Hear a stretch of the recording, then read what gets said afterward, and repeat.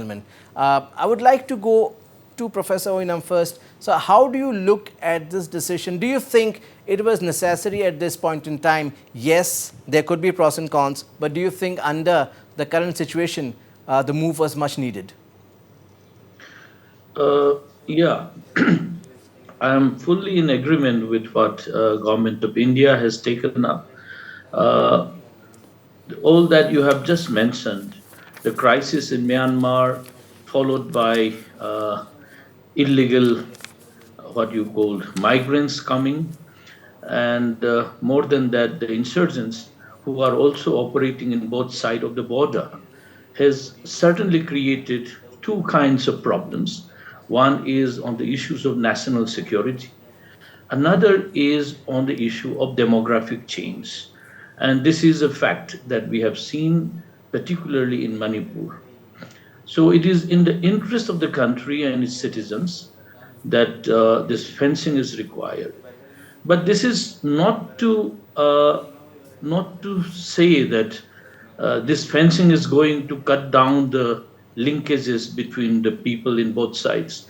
Of course, there can be, checkpoints where people can come, people can move around. And this has been the case in Punjab, this has been the case in Indo-Bangladesh border, and it should be the same in this side. The problem is, India is doing much, much better in terms of economic development and its growth. So, and unfortunately, on the other side, Myanmar is going down. The crisis that you see militarily, economically, it's a doom state in one sense. We are not even sure how long the Myanmar Burmese state is going to sustain itself. Their control of the peripheral provinces are almost out of their hands. So the crisis is happening, it escalating, it is spilling over to the Indian side. So Indian state has to take a position, and national security is of its paramount interest. And briefly, let me also tell you that there has been protest from Mizoram and also from Nagaland, and you have rightly said in hill districts of Manipur. But one thing we are not understanding is that when migrants from across the border is coming, slowly they are settled, they get what you call Aadhaar card, subsequently voting rights, and also ST status, and many of them are absorbed into job securities, which means the job which the ST population where initial inhabitants would have got are being taken by the people who are coming from recently from the other side of the border. So they must understand, those who are protesting, that it is in the interest of the citizens of this region, citizen of India in this region, that we have a check and balance. I will just get a quick reaction. I'll just get a quick reaction from Romavia.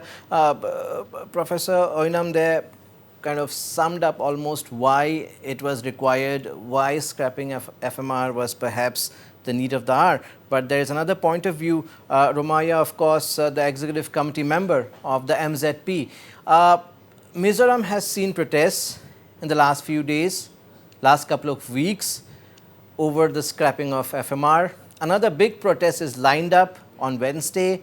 And yes, the point here is that if a fence comes up in an area at the border, now people from the same ethnic group stay on both sides of the border. They have been doing so for decades, for a long time, since time immemorial. Those lines were drawn by the British, and so it will not be acceptable to the people. That's the point. But do you also not think that, yes, national security also is a concern here for which the decision has been taken? Regarding the national security, our state Mizoram, as we all know, is one of the safest states in all of India. So I don't see the reason to remove the FMR, because there have never been the problem from the state. There have never been like the problems in what Manipurs are having, and we don't regard them as illegal immigrants, as the person who have spoken before me have said. Now, they are a refugee to us. They are our brothers, our sisters. We share the same ethnicity with them. So they are coming here just to stay for a few moments, in our view. So for the national security regard, yes, of course, in every national boundary there will be smugglings and there will be something going on. But on the states like our state Mizoram, I think this is not a problem for us, because they have. But again, I cannot say zero, but Yeah, again, almost no problem. Yeah, yeah. Again, regarding violence and everything like that. can we also deny? Can we deny that the instances of smuggling of contraband items, drugs, has been increasing year after year in Mizoram, and most of that is originating from across the border. I have some figures quickly, if I can show. Well, if we talk about 2020, around 8 kgs, close to 9 kgs of heroin was seized in the state of Mizoram. 80 cases were registered, 102 people were arrested. We are just talking about the heroin seizure here. If we talk about 2021, the seizure went up to 15 kgs. The number of cases registered went up to 101. Number of people arrested went up to 130. If we now come to 2022, the amount came to around 50 kgs of heroin, and the number of cases 207, number of arrests 277. In 2023, it increased further. This is an area of concern. Yes, smuggling happens. It happens from all states which have borders. Probably it's also a lot to do with the enforcement agencies. We do understand, but don't you think this is also an area of concern here? Yes, there are people who are here. There are refugees from Myanmar who have been given shelter. Once the situation improves, hopefully they will go back. They have been given shelter on humanitarian grounds. Nothing wrong with that. But again, this is one thing. Don't you think it's concerning? And do you think it's related? There's a very special case for Mizoram because the states of other Northeast India are not the boundary of true big country. Like Arunachal Pradesh is bordered with China and Myanmar, but in our case we are bordered with Bangladesh and Myanmar. So we are the trade route of two countries. If you add to the borders on the south, we are very near to the trade route of the new Silk Road of China. So this is a very big opportunity for drug smuggling and weapon smuggling. We understand that, but I think this is not done by the people who are coming and having problems in their state. I think it was already present way before the problem started in Myanmar, because there's been criminal groups already doing this way before 2020, as it seems. But because of the crisis problem in Myanmar, it has just increased from 2020 because the problem started on 2020 February, right? So more ammunitions and more money is needed to fund the war there. So because of that, I think the reasons is that because of this reason, the drugs and arms smuggling has increased. I think rather than that, not because of the problems of Mizoram boundary, it is because of the problems they're having in Myanmar. That's the reason. Well, Professor Oinam, do you think that is the only reason? See, even if my other fellow participant have just said that Mizoram is not a problem. Mizoram is #1 part of India. Whatever India is going to face the problem, like you have said, 50 kgs of contrabands, right? Where are these going? Via Mizoram. Where are the destination of these drugs? It's going to be the metropolis, and it has reached as far as Punjab. So we have to think of the entire country as a whole. And the problem that we are facing in the entire country, that we have to check it in the point where Mizoram is or where Manipur is. Because this is not to say that you will not have interaction with the people from the other side of the border. Since the border is there, just imagine 1,640 odd kilometers, right from Arunachal Pradesh to Mizoram. And how do you expect the border security force or Assam Rifles to look after all this porous border? So you can have checkpoints in every 20 kilometers or 30 kilometers, and there can be people's movement that is not going to restrict. So this argument that there are brothers on the other side of the border, same is the case with Bangladesh, same is the case with Punjab. but we have to respect how a nation state operates, right? So our security, our economic concerns are equally important, and that has to be given priority.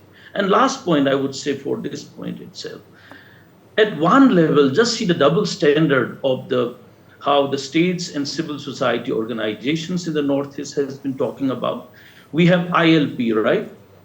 And this ILP forbids people from the mainland India to come. But on the other side, you expect the people, the foreign nationals to come this side. What are we talking about? But at the same time, the idea is those are to people. be siphoned off. What they are saying Yeah. is that those are people from the same ethnic group. They are the same people. That is the But logic is it being not given. the case with Bangladesh? See, is it not the case with Bangladesh and Assam, Bangladesh and Silchar? Is it not the case Tripura and Bangladesh? Is it not the case with Punjab? There are Punjabis in the other side of India and other side of the Pakistan. Romaya, respond.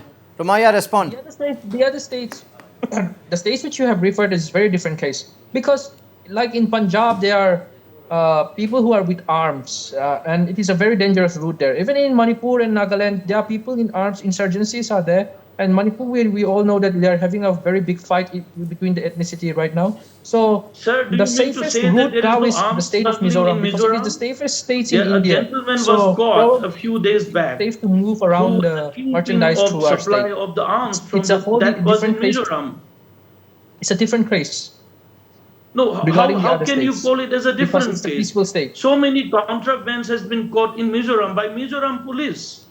How can you deny that? That is important, sir. That is true, but if you suppose if you are going to the black markets and you want to move around your merchandise, would you choose the best way, the safest routes? Because if you choose the safest route, the safest point right now is Mizoram, right? If Mizoram is the safest route, then probably there will be many So they things have to going check through this there. route.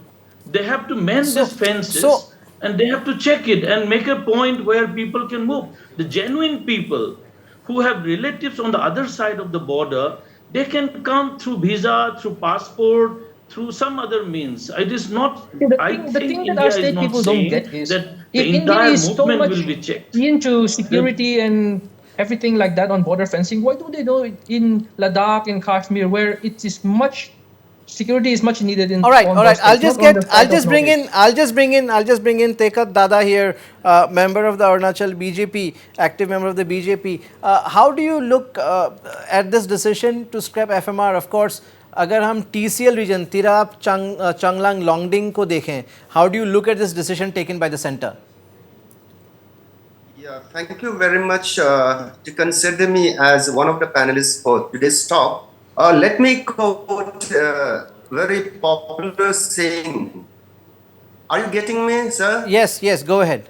Hello, are you getting me? Yes, go ahead. Okay.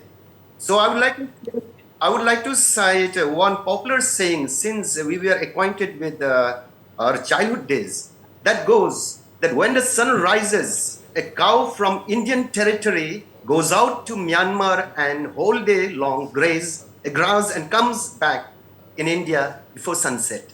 So that was a situation, and still that is prevailing. And I would like to tell you, particularly in our district of Tirap district in Laju circle, there just adjacent to the upper Chinhan, Noglo and lower Chinhan, there are only posts of border pillars called 162, 163, 161 border pillars. And our security personnel only just have to examine and survey weekly those border pillars, whether they have been shaken or not, whether those pillars are misplaced or not. That is the only duty which our security personnel have. So I would like to be in line with the professor, sir, which he has articulated well regarding everything, the effect of demographic attributes and security. Mainly, I would like to go on concerning for the India's internal security. Since independence, so much stretch of long border areas, only the 10 kilometers have been fenced in Manipur. So that is very sorry state of the previous government, but As on now, the central government under the leadership of Prime Minister Narendra Modi and Amit Shah has taken the step to fence it. So I would like to welcome. All right, And I'm also being joined. context of, I'm also being joined at this moment by Mr. 𝗧𝗵𝗃, NTC leader and social activist. Mr. 𝗧𝗵𝗃, well, there seems to be a concern over security along the Myanmar border. That's why the decision to scrap FMR has been taken. But yes, there are also concerns from the people who live in those areas, be it in Nagaland, be it in parts of Manipur, be it in Mizoram, that people-to-people relation, people of same ethnic tribe living on both sides, and family relations will be affected, and this is not fair on the people. What is your take on the entire issue? Yeah, I will speak the feeling of the people here, especially in Nagaland. The British colonial rulers, in total disregard to the existing tribes and inhabitants, had blatantly dissected the human body of tribes and the ethnic groups in 1826, causing untold human misery. When government of India created Nagaland state in 1962, it deliberately bypassed the most crucial and the most important vital part of state creation, which is the physical demarcation of the state territory. The present Indo-Myanmar bilateral agreement, known as FMR, is a transitional provision created due to the historical injustice of dividing the kindreds and ethnic groups without their consent. Today, if the nations, especially the Myanmar and India, wants to raise physical fencing along the imaginary line and give permanent structure to this imaginary and arbitrary line, the two nations have to first draw the physical boundary by going through the standard procedure of demarcation of boundary in proper consultation with the people and inhabitants in the region. I should say the process of boundary creation requires treaties between the two nations, delimitation process, physical demarcation on the ground, and the delineation process that requires physical and human approaches by considering the physical realities on the ground, physical feature and demographic analysis. We deserve human approach and respect and honor. We do hope the government of India will respect our sentiment even during this time. Absolutely, very well put there by Mr. 𝗧𝗵𝗃, NTC leader from Nagaland. It's similar to the situation that we faced during partition. The pain of partition, they say, still remains with us Indians, some on this side of the border, some on the other, who are residents, citizens of different nations now. But yes, the pain, the former generations are well aware of that pain. 𝗬𝗪𝗓, if I can come back to you, yes, it is understood that people-to-people relation has to be maintained. Again, national security, be it smuggling of arms, drugs, everything has to be controlled. We have to admit that too. Probably, the idea could be, yes, the fencing could happen. What Professor 𝗬𝗓 suggested, probably we could have checkpoints. Of course, we have to see the logistical challenges as well, but probably we can have checkpoints at regular intervals where movement from either side of the border of genuine residents, genuine citizens is not hindered by that. Do you think that kind of a solution could help, a humane approach to the entire situation where national security can also be maintained and people of the same ethnic group living on either side of the border do not suffer? This is impossible for our state because we would be losing many of our land and our river resources. So people on both sides of the locality has married to each other. So on the spiritual and cultural level, this would be a very big problem because many of our cultural heritage are also on the other side of the border. So visiting that place, if FMR is removed, would be very difficult for us. So this would break the morale of the local people there, because if we can't have this spiritual and cultural heritage that belonged to us for centuries, way before the British came, because this was imposed by the British colony after the independence of India. So India is also one of the signatory of the 2007 on the UN. I think you are well aware of that, the United Nations Declaration on the Rights of Indigenous People. So why is India going against its word just for the sake of some problems we are having or 2 years from now? Because this was never an issue way back then. I think it is just to impose a central power on our state. Because never before we had Myanmar jets flying so close to the Indian border, because never before probably in the last 2 decades we had the kind of crisis that we saw in Manipur, the kind of violence that we are seeing, the kind of violence that we have been seeing in the border town of More, and we have not seen in recent years around 100 to 150 Myanmar army personnel crossing over because of the fighting there. So yes, there is a crisis, it's an emergency kind of situation, and probably that's why the response. Professor 𝗓𝗏𝗡. Yeah, see, one point I want to make little candid, that is, we are almost halfway through to the 21st century.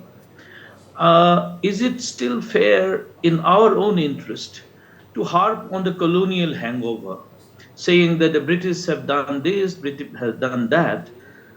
True, this is not only the fate of the people of the Northeast, this has also been the fate of people who were colonized at one point in the 20th century from 19th. But we have, moved far ahead, 75 years down the line. I was thinking, had Northeast been away, I mean, since people are talking of memory and imagination, I was just wondering, supposing Northeast India was made independent, like not to be part of India, what would the status of that Northeast would be? Would we still be living like the Chin province, Shan province? Or would we be fighting among ourselves? We will keep that. Look at the other side of the Myanmar, how things are and how we are. Okay, last remarks from Tekad Dada and Ramaiah, very quickly. Yeah. So I would like to say that in context of Arunachal Pradesh, already our Honorable CM has appreciated this very step. So being a resident of 𝗓𝗏𝗏 district, where our district borders to the Myanmar, I feel it that the fencing around the entire border would be in fact a very desirable and welcoming step.